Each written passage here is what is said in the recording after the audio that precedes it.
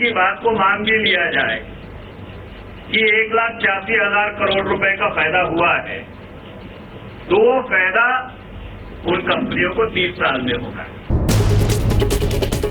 As the country's top accountant, former Comptroller and Auditor General has never been a Congress favourite. After all, it was his report into several scams, including 2G, CWG and Colgate, that sounded the beginning of the end for the UPA.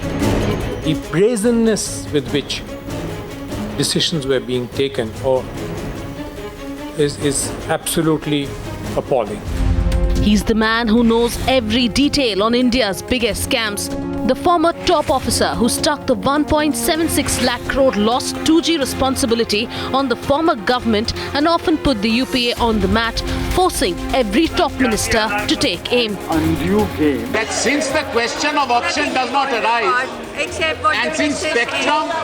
and since spectrum was always given free, the question of a loss does not arise. As long as coal remains in Mother Earth, there is no loss.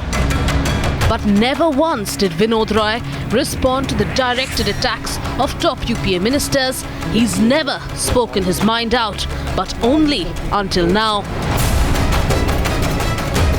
When these scams were breaking out, I'm principally talking about Colgate, 2G and CWG. Did bureaucrats from the PMO come and visit you? Did they try to speak to you?